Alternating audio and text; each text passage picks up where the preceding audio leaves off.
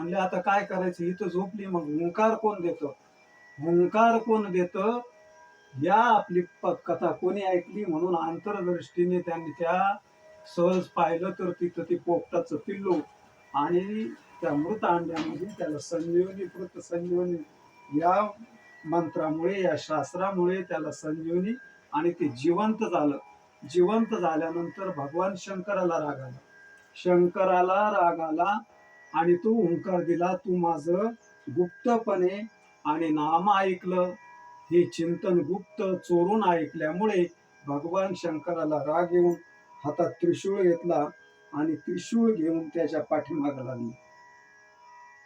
त्रिशूळ घेऊन त्या पोपटाच्या पिल्लाच्या पाठीमागे लागल्यानंतर ते पिल्लू उडत उडत पुढं आहे. भगवान शंकर त्याच्या पाठीमागे सगळं सोडून दिलं त्याच्या पाठी, तुला आता जिवंत सोडणार नाही म्हणून त्याच्या पाठीमागे लागले.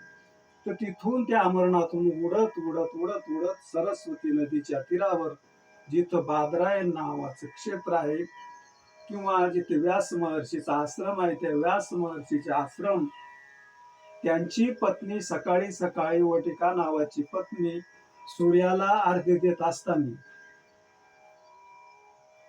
त्या अर्घ्य देत असताना मंत्रोच्चार करीत असताना त्या पोपटाच्या पिल्लानं सूक्ष्म रूप धरून त्या वाटिकेच्या व्यास महर्षीच्या आणि पत्नीच्या पोटामध्ये आणि प्रवेश केला म्हणून सांगितलं. कोणी? त्या पोपटाच्या पिल्लाने. मग ते आत राहिलं, त्यालाही कारण आहे, ते बाहेर येईना. मग ते आत गेलं, आत गेल्यानंतर आतच राहिलं. मग ते इतक्या दिवस राहिलं म्हणून सांगितलं की ते 12 वर्ष त्या आईच्या उदरात राहिले, ते बाहेरच येईना.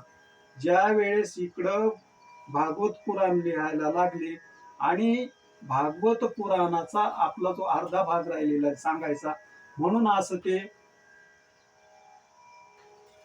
आईच्या उदरात गर्भामध्ये 12 वर्ष राहिलो.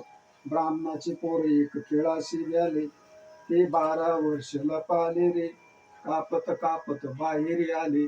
ते 12 वर्ष आईच्या उदरात राहिलं, ते बाहेरच येईना, बाहेरच येईना. काय करावं? व्यास महर्षीला चिंता पडली, आता काय करावं, हे तर आईच्या उदरात आहे.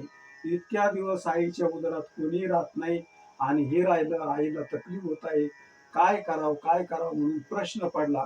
प्रश्न पडल्यानंतर उदरातून आणि व्यास महर्षी बाहेरून आवाज द्यायची, बाहेर ये बाहेर ये गर्भा बाहेर ये. ते म्हणायचं मी येणार नाही येणार नाही. असं म्हटल्यानंतर महाराजांनी व्यास महर्षींनी आणि श्रीकृष्णाची उपासना केली.